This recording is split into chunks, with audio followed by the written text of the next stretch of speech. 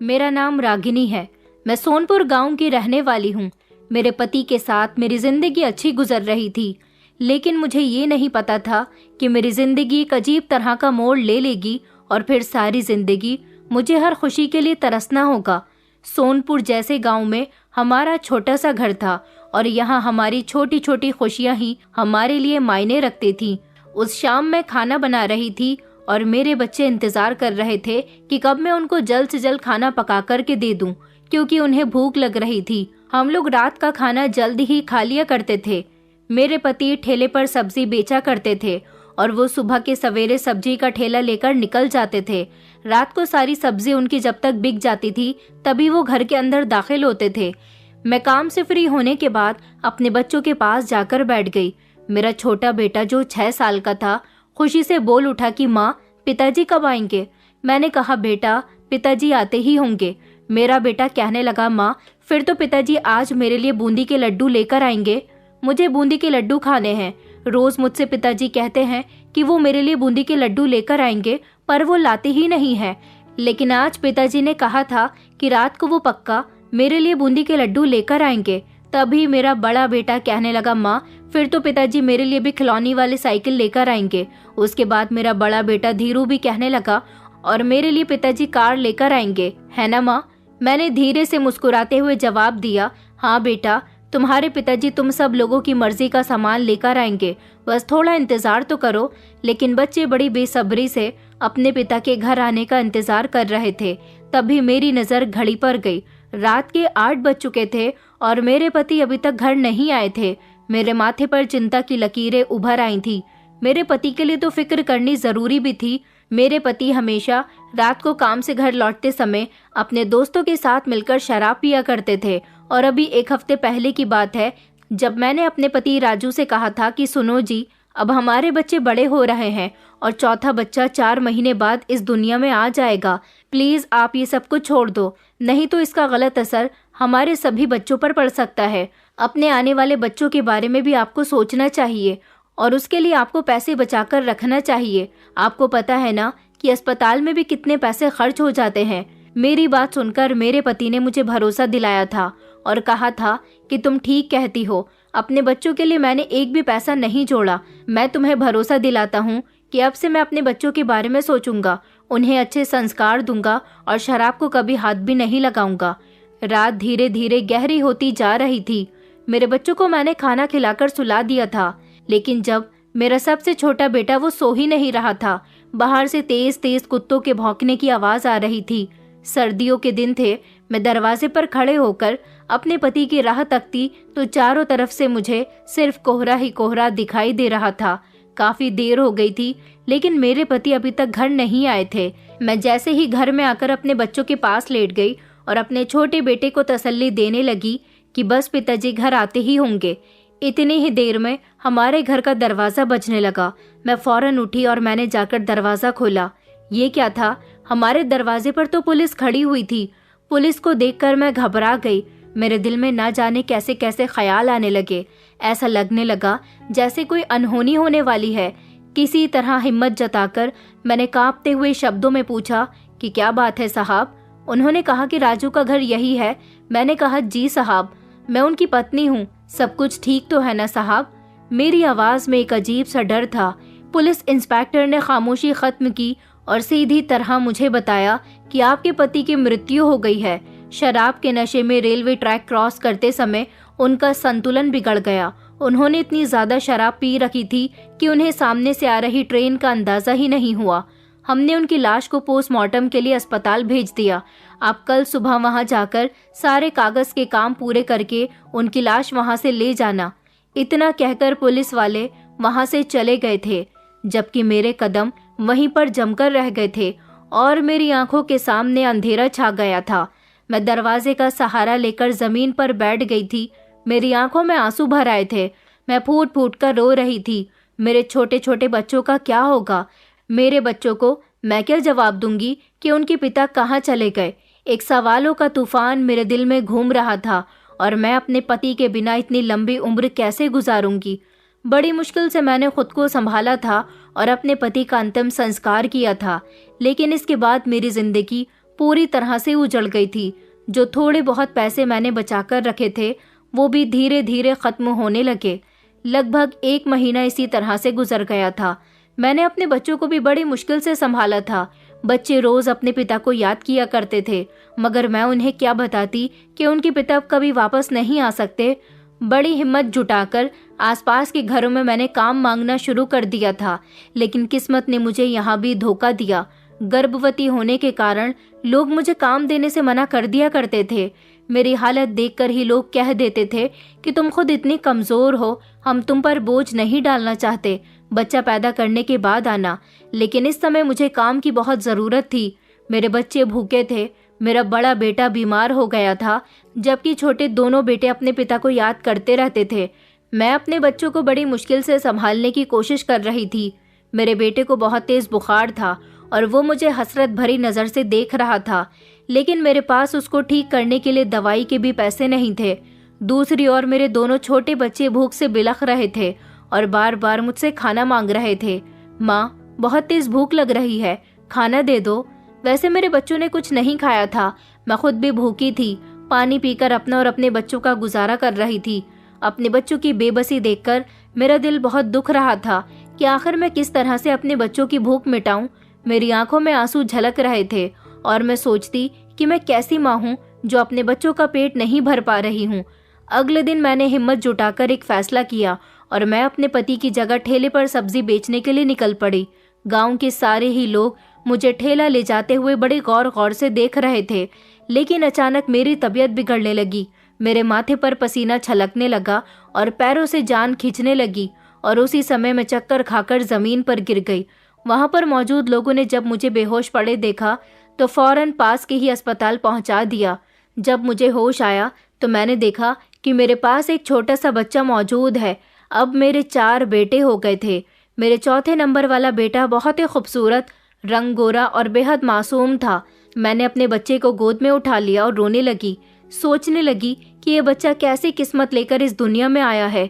इसके इस दुनिया में आने से पहले ही इसका पिता इसे छोड़कर जा चुका है। उस दिन जिस अस्पताल में मैं एडमिट थी, वहीं पर प्राइवेट वार्ड में एक महिला के बेहद रोने की और चिल्लाने की आवाज़ आ रही थी। वो जोर जोर से कह रही थी कि कहाँ है मेरा बच्चा, मुझे अपना बच्चा चाहिए, मुझे मेरा बच्चा लाकर दो। पता नहीं वो कौन औरत थी, शायद बेचारी का बच्चा उसे छिन चुका था। मैं ये सोच रही थी कि ना जाने कुदरत भी अपने कौन कौन से रंग दिखाती है। उस औरत की आवाज़ पर मेरा दिल तड़प उठा था और मैं अपने बेटे को बार बार प्यार करती थी कि मैं कितनी खुशनसीब हूँ, ऊपर वाले ने मुझे 4 बेटे दिए हैं। इस बार मुझे बेटी की उम्मीद थी, लेकिन जब मैं अपनी किस्मत की तरफ देखती तो सोचती कि अच्छा हुआ कि बेटी नहीं हुई। अक्सर बेटियों की किस्मत खराब होती है। थोड़ी देर बाद उस औरत की चीखने चिल्लाने की आवाज़ बंद हो गई थी। शायद डॉक्टर ने उसे नींद का इंजेक्शन देकर सुला दिया था। फिर मुझे बाद में पता चला कि ऊपर वाले ने उसकी गोद पूरे 10 साल बाद भरी थी, फिर भी उसके बच्चे की मौत हो गई। और अपने बच्चे की मौत की खबर सुनकर उस औरत की कंडीशन ठीक नहीं थी और वो औरत अपने बच्चे की मौत का सदमा बर्दाश्त नहीं कर पाएगी, इसलिए उसके पति को कोई ना कोई व्यवस्था करनी होगी। अस्पताल में इसी मामले में हलचल थी। थोड़ी देर गुजरी कि एक नर्स मेरे पास आई। मैंने उसे जिद की कि डॉक्टर, मुझे मेरे घर जाना है, मुझे अपने बच्चों के पास जाना है। मेरे तीनों छोटे छोटे बच्चों का इस दुनिया में मेरे अलावा कोई भी नहीं है। वो अकेले घर में भूखे प्यासे होंगे, मुझे याद कर रहे होंगे। मैं अपने बच्चों के पास जाना चाहती हूँ। नर्स ने कहा कि रुको मैडम, अभी प्राइवेट वार्ड में है, वो मैं पहले उनसे बात करके आती हूँ। नर्स इस प्राइवेट वार्ड में चली गई जहाँ पर वो महिला थी जिसके बच्चे की मौत हो चुकी थी और उसका पति बेहद अफसोस में था। नर्स ने उनको मेरे बारे में जाकर बता दिया था।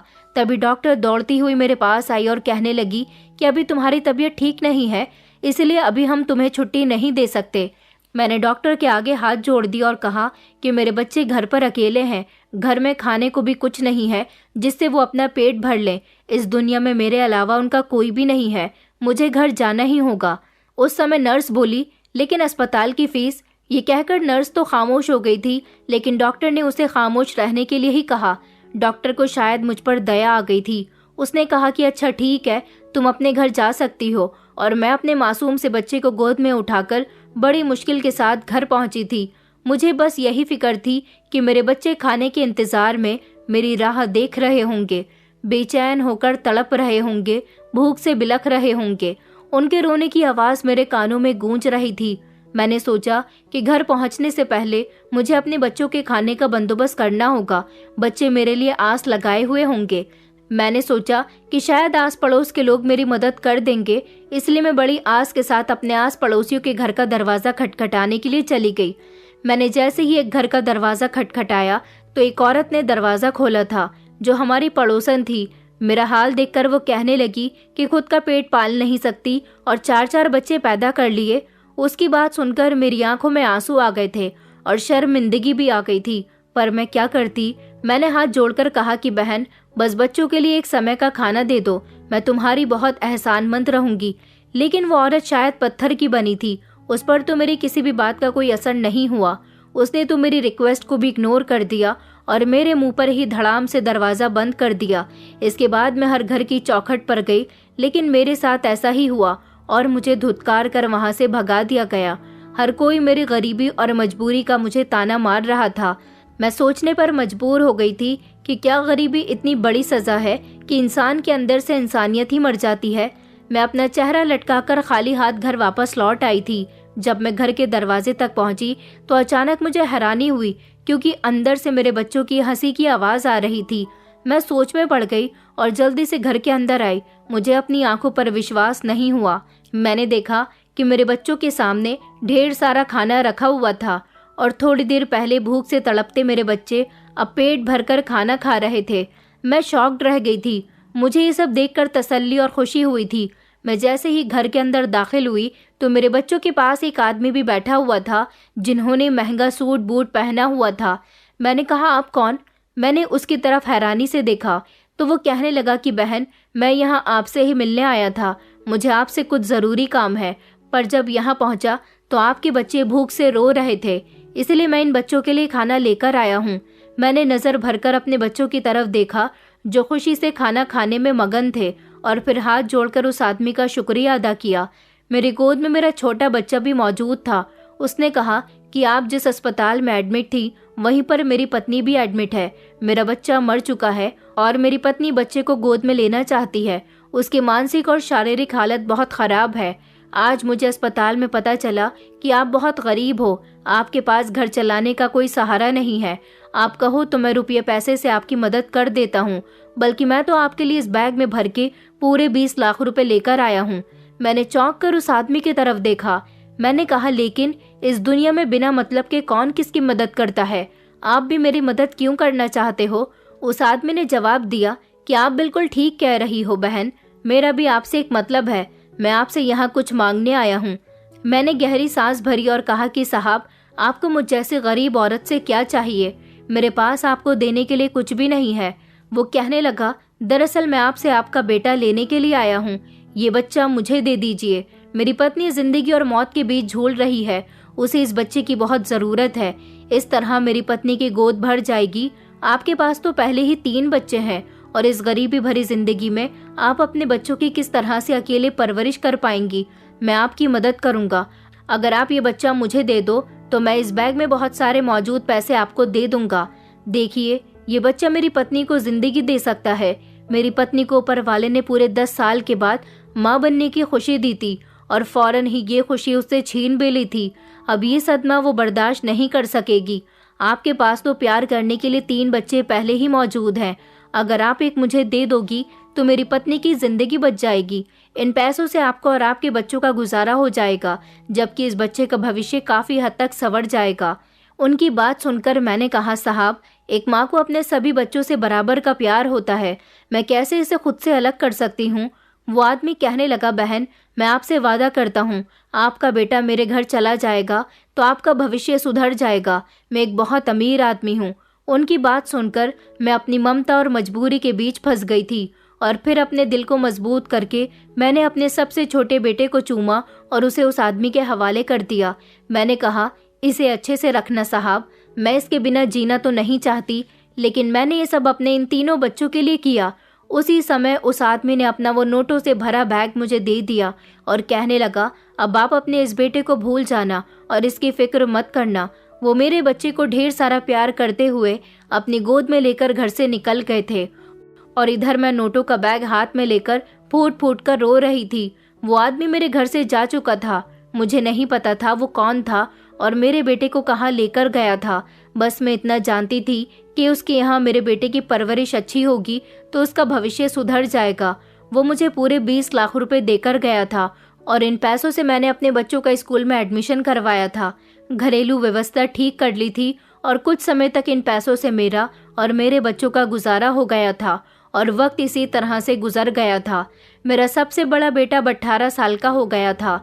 भले ही मेरे पास वो पैसे खत्म हो चुके थे जो मुझे साहब देकर गए थे, लेकिन मेरे बच्चों को उनके दिए गए पैसों से अच्छी शिक्षा मिल गई थी। मेरा बड़ा बेटा अब नौकरी करने लगा था, साथ ही साथ वो पढ़ाई भी कर रहा था। उसने घर का बोझ उठा लिया था। उसके बाद मेरे दोनों छोटे बेटे भी कामकाज से लग गए थे।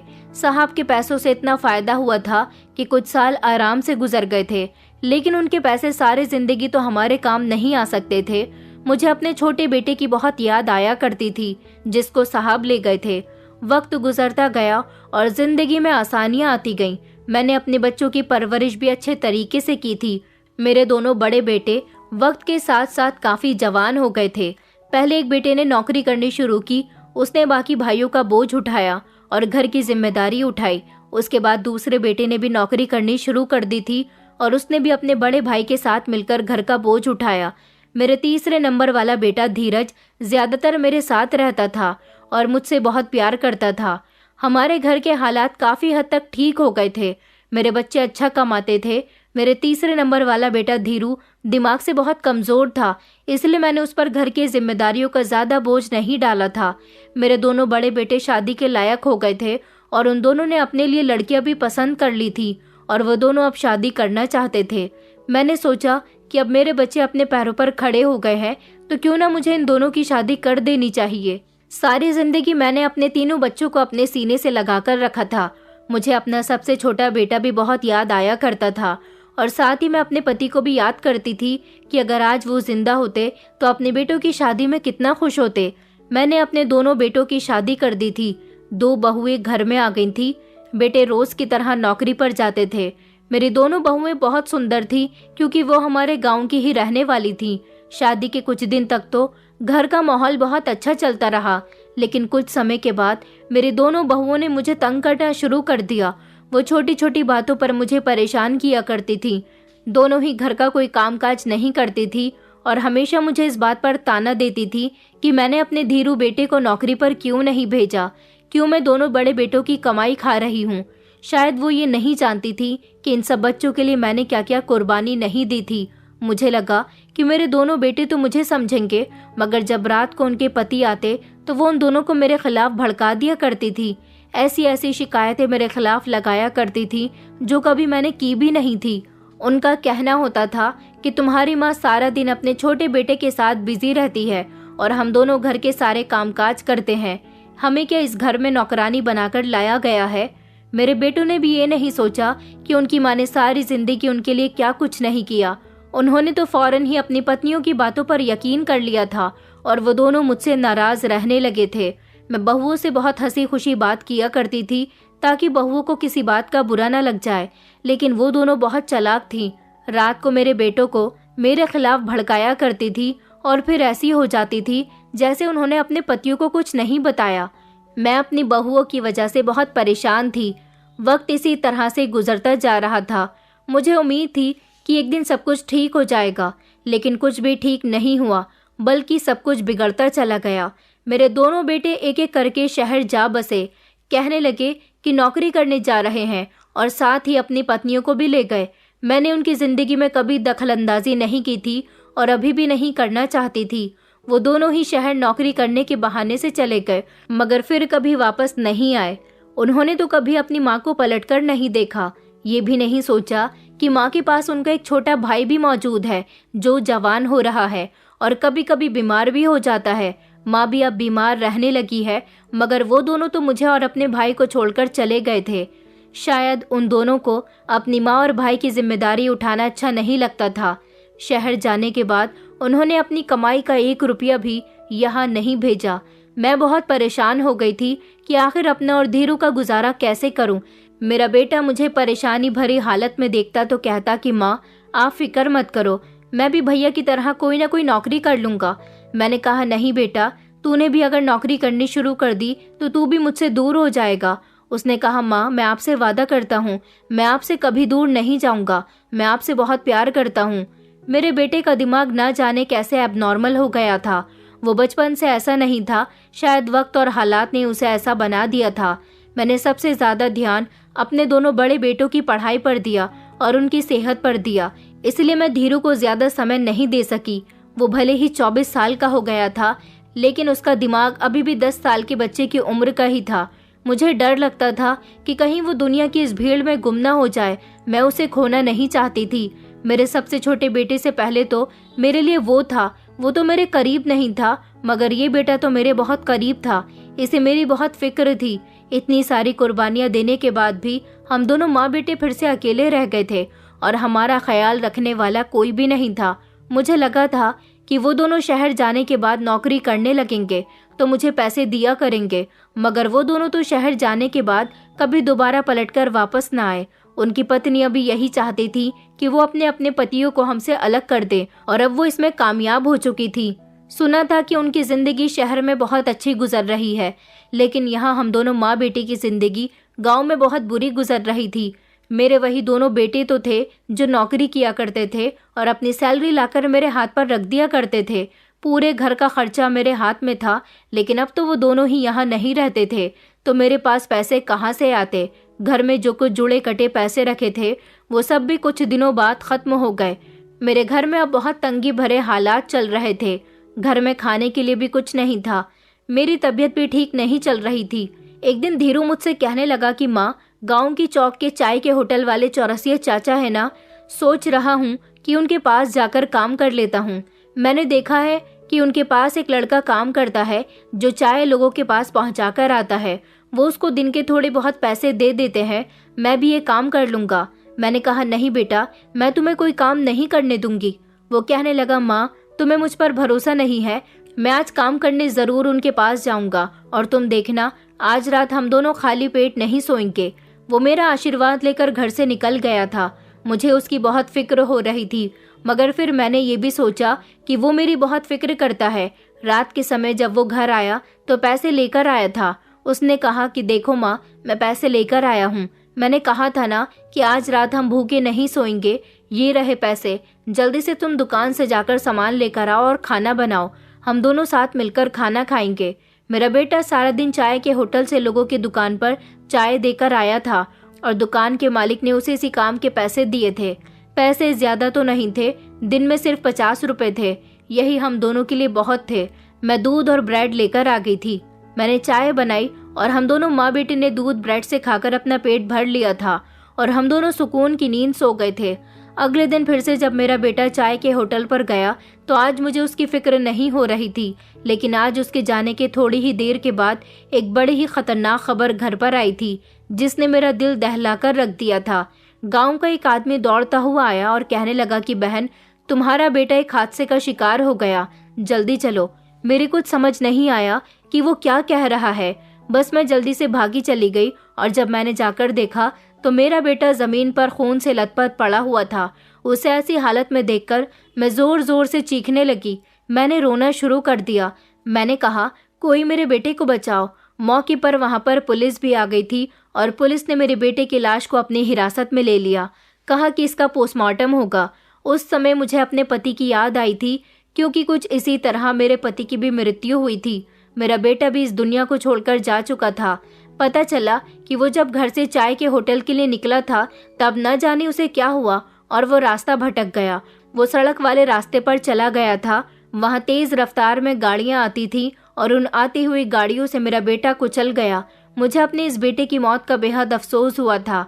4 बेटों की माँ होते हुए भी आज मैं अकेली रह गई थी और अब मुझे माँ कहने वाला कोई भी नहीं बचा था। मुझे खुद पर बहुत गुस्सा आ रहा था। मुझे पता था कि मेरा बेटा दिमागी तौर पर कमजोर है। मुझे उसे काम पर नहीं भेजना चाहिए था और ना ही उसे अकेला छोड़ना चाहिए था। उसके मरने के बाद मैं अपने आप को उसकी मौत का दोषी ठहराती रही और उसे याद कर कर के रोती रही। अब मैं अकेले भूखी प्यासी अपने घर में पड़ी रहती थी। मुझे कोई भी पूछने वाला नहीं था। मैं दिन ब दिन बेहद कमजोर होती जा रही थी। मैं अपने गांव के आसपास के कुछ घरों में काम मांगने के लिए गई थी तो मुझे किसी ने भी काम नहीं दिया। लोगों का कहना था कि तुम बहुत कमजोर हो गई हो और तुम कोई भी काम करने के लायक नहीं हो। लेकिन अब मैं उन्हें क्या बताती कि मेरी सेहत तो कुछ खाने पीने से ही बनती और कुछ भी खाने पीने के लिए मेरे पास पैसे नहीं बचे थे। अब मैंने लोगों के घरों से मांग मांग कर खाना शुरू कर दिया था, लेकिन मैं ऐसी जिल्लत भरी जिंदगी नहीं जीना चाहती थी। अपने गांव में मुझे कोई भी समझने वाला नहीं था।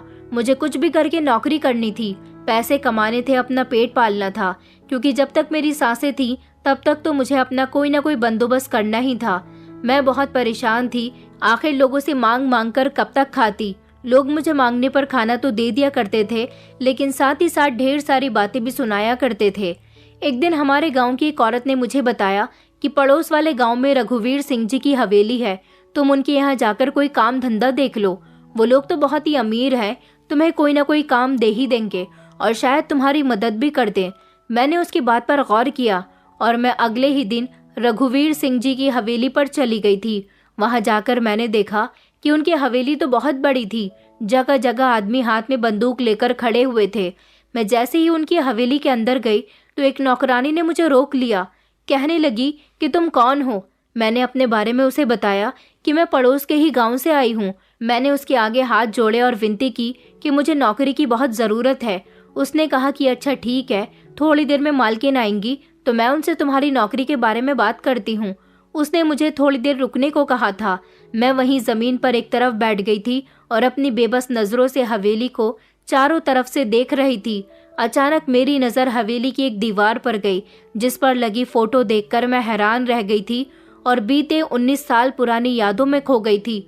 19 साल पहले जब ये आदमी मेरे घर आया था और इसने मुझसे मेरा बेटा मांगा था, लेकिन इस फोटो पर तो माला चढ़ी हुई थी। मैंने वहां पर मौजूद एक नौकरानी से पूछा कि इस दीवार पर जो ये फोटो लगी हुई है, ये आदमी कौन है। वो कहने लगी कि ये आदमी तो इस हवेली के मालिक हैं, बड़े साहब रघुवीर साहब के बेटे रघु प्रताप साहब। अफसोस की बात कि 2 साल पहले उनकी मृत्यु हो गई। मैंने कहा बड़े अफसोस की बात है, लेकिन इनका एक बेटा भी तो है। वो कहने लगे कि हाँ, छोटे साहब रघुराज साहब, वो तो आज ही शहर से गाँव आने वाले हैं, बस थोड़ी ही देर में आने वाले होंगे। आज हवेली में उनके आने की खुशी में रात को फंक्शन रखा गया है। तुम नसीब की बहुत अच्छी हो। मुझे लगता है कि मालकिन तुम्हें जरूर नौकरी दे देंगी, क्योंकि आज फंक्शन में आसपास के गांव के बड़े बड़े जमींदार, सरपंच और मुखिया लोग आ रहे हैं। जबकि हर साल की छुट्टियों में रघुराज साहब शहर से अपने घर आते हैं, तब इसी तरह से फंक्शन होता है और घर में रौनक लगाई जाती है। आज काम ज्यादा होगा तो मालकिन तुम्हें नौकरी पर रख लेंगी, बस वो थोड़ी देर में आती ही होंगी, तुम यहीं बैठी रहो। उस नौकरानी की बात सुनकर मेरी आंखों में चमक आ गई थी। मैंने सोचा कि आज मुझे मेरा बेटा देखने को मिल जाएगा। मेरे बेटे का नाम रघुराज है, इतना प्यारा नाम है। मैं वहां अभी बैठी हुई ही थी, इतनी ही देर में अजीब सा शोर गूंजने लगा। बड़ी बड़ी गाड़ियां आई और मालकिन को भी जल्दी से बुलाया गया था। एक औरत जिसने बहुत सारे गहने पहने हुए थे, वो अपने हाथ में आरती की थाली लेकर आई और दरवाजे पर खड़ी हो गई। मैं और बाकी के सारे नौकर सब कुछ खड़े हुए देख रहे थे। गाड़ी से एक बूढ़ा आदमी निकला। नौकरानी ने बताया कि ये बड़े मालिक हैं। उसके बाद एक सुंदर सा जवान लड़का गाड़ी से उतरा था। मैं इसको देखते ही समझ गई थी कि यही मेरा बेटा है। मेरी आंखों में उसे देखकर उसके बचपन का चेहरा घूमने लगा था, जो उसके इस चेहरे से बिल्कुल मैच करता था। मैं बेचैन नजरों से उसे देख रही थी और सबसे आगे जाकर उसे गले लगाना चाहती थी, क्योंकि यही तो मेरा बेटा था। लेकिन मैं कुछ ना कर सकी और सब कुछ वहां खड़े हुए देखती रही। मैं समझ गई थी कि मालकिन वही औरत है जिसकी गोद में मेरा बच्चा डाला गया था। मेरी जगह उसने मेरे बेटे को गले से लगाया तो मुझे उससे एक अजीब सी जलन महसूस हुई थी। मैं ये सब देखकर इतनी खुश हो रही थी कि मेरा बेटा यहाँ कितने ऐश में रह रहा था। उसके आगे पीछे नौकर चाकर थे। वो अपने दादा के साथ उनकी गाड़ी में बैठकर यहाँ हवेली में दाखिल हुआ था। मेरा बेटा मेरी आंखों के सामने से निकलकर हवेली के अंदर चला गया था और मैं उसे नजर भरकर तक न देख सकी थी। मुझे नौकरी की बहुत जरूरत थी। फिर उस नौकरानी ने मालकिन से मेरे बारे में बात की तो वो मालकिन मेरे पास आई और कहने लगी कि तुम्हें नौकरी की जरूरत है। मैंने उनके आगे हाथ जोड़े और कहा, मैं यहाँ कोई भी काम करने के लिए तैयार हूँ, मुझे नौकरी की बहुत बहुत जरूरत है। तो वो औरत कहने लगी कि अच्छा ठीक है, वैसे भी आज घर में बहुत काम है, तुम इसे काम पर रख लो और इसे काम अच्छे से समझा देना। ये कहकर वो हवेली के अंदर चली गई थी। मैं खुश थी कि अब मुझे यहाँ काम करने के साथ साथ अपने बेटे को देखने का मौका भी मिल जाएगा। वैसे भी मैं अपने बेटे को देखने के लिए तड़प रही थी। इतने सालों से मैं जो अपने इस बेटे को देखने के लिए तरस रही थी, आज भगवान ने इसे मेरे सामने लाकर खड़ा कर दिया था। सुना था कि अब वो 2-3 महीने यहाँ रहेगा और उसके बाद फिर से अपनी पढ़ाई करने के लिए शहर चला जाएगा, लेकिन जब तक मैं इसे देखकर अपना दिल भर लेना चाहती थी। मेरी हालत ऐसी हो रही थी जैसे कोई पागल होता है। मेरे कपड़े भी बहुत खराब हो चुके थे। मैंने सोचा कि मैं जब यहाँ काम करती रहूंगी तो धीरे धीरे खुद को ठीक कर लूंगी। कई दिन मुझे वहाँ नौकरी करते हुए इसी तरह से गुजर गए थे। एक दिन मैं हवेली में फर्श का पोछा लगा रही थी जब मेरा बेटा सामने से फोन पर बात करते हुए चलता हुआ आ रहा था। जैसे ही वो मेरे आगे से निकला, मैंने उसे धीमी आवाज में आवाज लगाई कि बेटा। उसने फोन हाथ से नीचे रखते हुए फौरन मेरी तरफ पलटकर देखा था। वो कहने लगा कि जी माँ जी, आपको कोई काम है क्या? मैंने कहा बेटा, मेरा भी बेटा आपकी उम्र का है, क्या मैं आपको बेटा कह सकती हूँ? वो खुश हुआ और कहने लगा कि जी माँ जी, आप बिल्कुल मुझे अपना बेटा कहकर बुला सकती हैं। उसने जब मेरे फटे हुए कपड़े देखे तो कहने लगा कि आपकी हालत देखकर ऐसा लगता है जैसे आपकी घरेलू स्थिति ठीक नहीं है। मैंने कहा बेटा, मुझे मेरे दोनों बेटे छोड़कर जा चुके हैं और एक बेटा इस दुनिया से चला गया, जबकि एक बेटा मेरे करीब होकर भी मेरा बेटा नहीं है। इस बात पर उसने चौंक कर मुझे देखा। वो मेरी बात का मतलब नहीं समझा था। उसने इतनी ही देर में अपनी जेब से कुछ पैसे निकालकर मुझे दिए और कहने लगा कि इन पैसों से आप अपने लिए कपड़े खरीद लेना। मैंने उसके पैसे अपने हाथ में लिए ही थे कि इतनी ही देर में मालकिन आ गई और उन्होंने मुझे रघुराज से पैसे लेते हुए देख लिया था। उसी समय उन्होंने उससे कहा कि बेटा, तुम्हें इसे पैसे देने की क्या जरूरत है, हम इसे महीने की सैलरी देते तो हैं। तभी मेरे बेटे ने उनको जवाब दिया, अरे माँ, आपको परेशान होने की जरूरत नहीं है, मैंने तो बस इनको खर्च के लिए मामूली से पैसे दिए हैं। उसके बाद वो हंसी खुशी मालकिन के गले में हाथ डालकर उनसे बातें करता हुआ वहां से चला गया। लेकिन उस दिन के बाद से ही मैं मौका देखकर रघुराज से बात कर लिया करती थी। उससे बात करके मुझे सुकून मिल जाता था। लेकिन कई बार ऐसा हुआ था कि मालकिन ने मुझे रघुराज से बातें करते हुए देख लिया था तो उन्हें बहुत गुस्सा आ जाता था और वो मुझे नौकरी से निकालने की धमकी दिया करती थी। मालकिन अब मुझे हमेशा यही धमकी देती रहती थी। मुझे इसी बात का डर था कि कहीं वो मुझे किसी दिन नौकरी से निकाल न दे और ये बात मेरे बेटे के लिए राज रह जाए कि उसकी माँ मैं ही हूँ। इसलिए मैंने उसे इस बारे में बताना शुरू कर दिया कि बेटा, मैं तुम्हारी माँ हूँ। तुम्हारे पिता ने कई सालों पहले तुम्हें मुझसे लिया था और वो तुम्हें यहाँ लेकर आ गए थे। बेटा चलो मेरे साथ, मैं तुम्हें बहुत याद करती हूँ, मैं अकेली रह गई हूँ। उस दिन मैं रघुराज से ये बात कह ही रही थी जब वहाँ पर रघुवीर सिंह जी, मतलब हवेली के बड़े मालिक, आ गए और उन्होंने कहा, ये तुम किस तरह की बात कर रही हो, तुम पागल हो गई हो क्या? मैंने जोर जोर से यही बात कहनी शुरू कर दी कि रघुराज सिंह मेरा बेटा है और मैं इसे अपने साथ लेकर जाऊंगी। रघुराज सिंह मुझे फटी फटी नजरों से देख रहा था।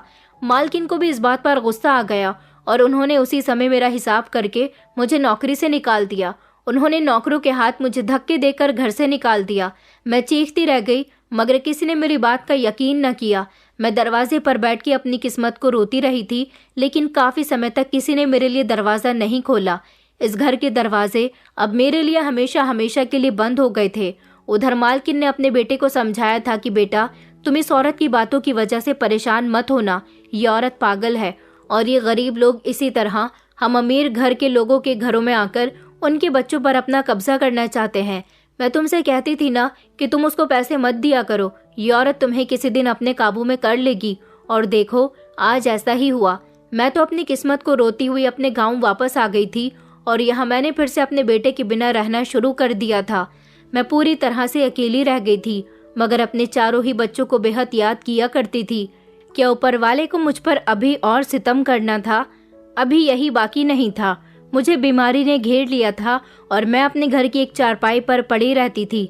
लगभग 1 महीना इसी तरह से गुजर गया था। मैं अपनी जिंदगी के अंतिम दिन गिन रही थी। गांव का कोई इंसान मुझ पर तरस खाकर मुझे खाने को दे जाता तो कुछ मैं खा लिया करती थी, वरना मेरी जिंदगी एक लवारिस लाश की तरह हो गई थी। मैं अपने पूरे परिवार को याद करके रोती रहती थी। मुझे नहीं पता था कि अब मेरी किस्मत कैसा मोड़ लेगी। मैं दोबारा कभी उस हवेली पर वापस नहीं गई जहां से मुझे धक्के मार कर निकाल दिया गया था।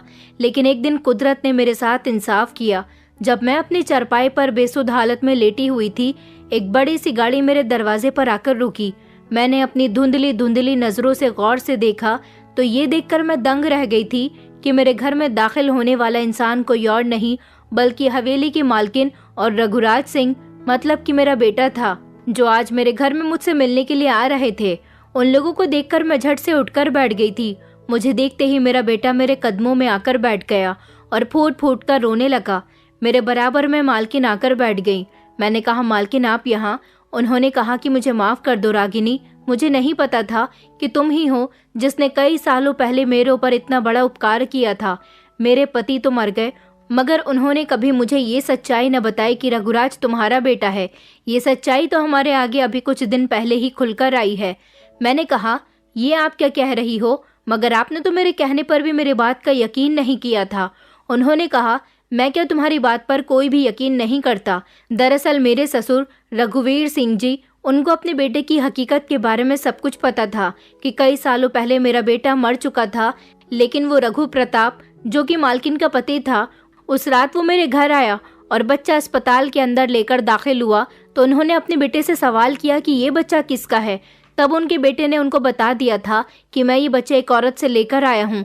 वो बहुत ही गरीब औरत है और उसके बदले में मैंने उसे 20 लाख रुपए की रकम दी है।